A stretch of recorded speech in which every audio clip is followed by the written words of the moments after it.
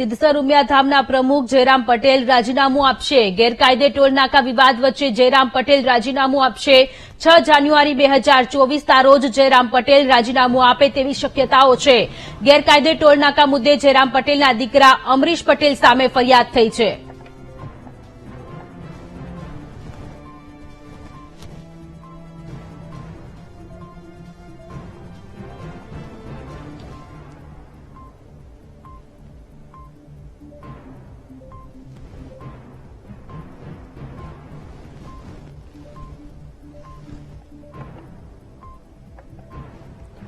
તો આપણી સાથે શનિ લાઈવ જોડાયેલા છે। શનિ, સિદ્ધસર ઉમિયાધામના પ્રમુખ જયરામ પટેલ રાજીનામું આપે તેવી શક્યતાઓ અત્યારે સેવાઈ રહી છે। 6 જાન્યુઆરી 2024ના રોજ તેઓ રાજીનામું આપી શકે છે, કારણ કે તેમના પુત્રનું નામ સામે આવ્યું છે ગેરકાયદે ટોલનાકા મુદ્દે।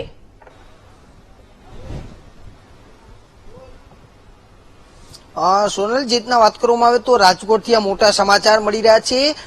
જયરામ બાપા જે ઉમિયા સિદ્ધસર ધામના પ્રમુખ હતા તેઓ 6 જાન્યુઆરીના રોજ રાજીનામું ધરી શકે છે। તેઓએ રાજીનામામાં પ્રાથમિક વિગત એવી લખી શકે છે કે વય મર્યાદાને કારણે તેઓ રાજીનામું આપી શકે છે, પરંતુ આ રાજીનામાનું પાછળનું કારણ જે વાંકાનેર પાસેનું નકલી ટોલ નાકામાં તેમના પુત્ર અમરીશનું નામ ફરિયાદમાં દાખલ થયા બાદ હવે ક્યાંક સમાજમાં જે ગેરસમજ ઉભી હતી, સમાજના લોકો હવે તેમનો વિરોધ કર્યો હતો ને તેમનું રાજીનામાની માંગ કરી હતી।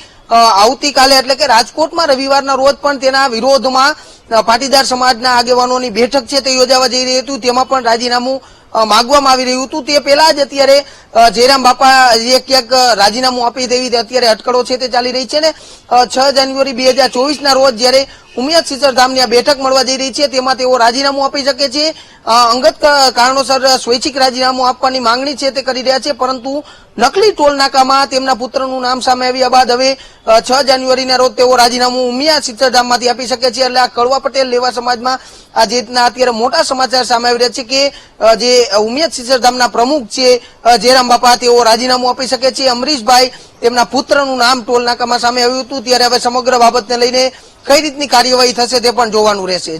જી શનિ, આભાર તમામ વિગતો માટે। તો સિદ્ધસરના ઉમિયાધામ પ્રમુખ પદેથી જયરામ બાપા 6 જાન્યુઆરીએ રાજીનામું આપી શકે છે। શનિ જોડાયેલા છે। શનિ, એક ઓડિયો ક્લિપ પણ થોડા સમય પહેલા વાયરલ થઈ રહી છે કે જેમાં સ્પષ્ટપણે ભરત લાડાણી અને જગદીશભાઈ કોટડિયાની આ ઓડિયો છે, તેમાં સ્પષ્ટપણે એક વાતનો ઉલ્લેખ છે કે અમરીશભાઈ પટેલ કે જેમને છોડાવવા માટેના પ્રયત્ન હાથ ધરવામાં આવ્યા હોય તે પ્રકારનો ઉલ્લેખ ઓડિયો ક્લિપમાં પણ છે, તેને લઈને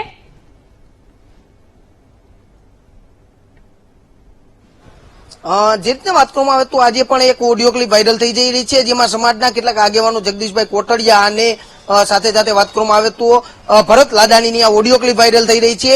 સમગ્ર બાબતને લઈને અમરીશભાઈને બચાવવા માટેના પ્રયાસો છે તે હાથ ધરવામાં આવી રહ્યા છે। ત્યારે હવે આ જેટના જયરામ બાપાનું રાજીનામું જે મોટી અટકળો ચાલી રહી હતી તે રાજીનામું 6 તારીખના રોજ તેઓ આપી શકે તેવી શક્યતાઓ છે તે વર્તાઈ રહી છે। સમગ્ર બાબતને લઈને તેઓનું આ જે નકલી ટોલ નાકામાં નામ ઉછળ્યું, સમાજના આગેવાનોએ તેમને સપોર્ટ પણ કર્યો, પરંતુ તેમના વિરોધી જૂથમાં ગઈકાલે રાજકોટમાં મીટિંગ યોજાવા જઈ રહી છે અને આ મીટિંગને પગલે જ જો તેઓનો વિરોધનો વંટોળ ફટવાય તો ક્યાંક તેઓ વિવાદમાં આવી શકે છે, તેમને લઈને તેઓ રાજીનામાની તૈયારી છે તે કરી શકે છે અને ટૂંક સમયમાં જ આ રાજીનામાની જાહેરાત છે તેઓ કરશે। અને 6 જાન્યુઆરીના રોજ જે કડવા પટેલ સમાજની ઉમિયાધામ સિદ્ધસરની આ બેઠક મળવા જઈ રહી છે તેમાં પોતે અંગત કારણોસર રાજીનામું આપે તેવી અત્યારે તેમાં ઉલ્લેખ છે તે કરવામાં આવશે, પરંતુ અમરીશ ડેર જેમ તેમના પુત્ર છે અમરીશભાઈ તેમનું નામ આમાં ઉછળ્યું હતું, ત્યારે સમગ્ર બાબતને લઈને નકલી ટોલ નાકાને લઈને હવે તેઓ વિવાદમાં ન આવે તે માટે તેઓ રાજીનામું અત્યારે ધરવા માટે તૈયાર થઈ ગયા હોય તેવું લાગી રહ્યું છે। જી શનિ, તો જે રવિવારે જે પાટીદારોની જે બેઠક મળવાની છે તેને લઈને પણ વિરોધ થઈ રહ્યો છે, તો શું આવતીકાલે એ બેઠક યથાવત છે ને એ બેઠક તો મળશે ને આવતીકાલે?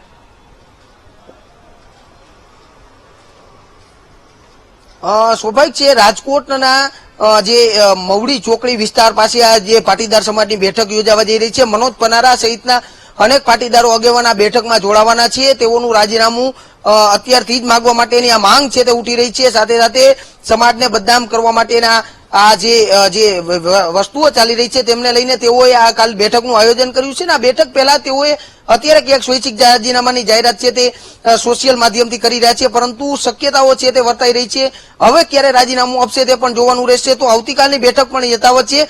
આ બેઠકમાં શું નિર્ણય લેવામાં આવે છે તે પણ જોવાનું રહેશે. જી શની, તમામ વિગતો માટે આપનો ખૂબ ખૂબ આભાર.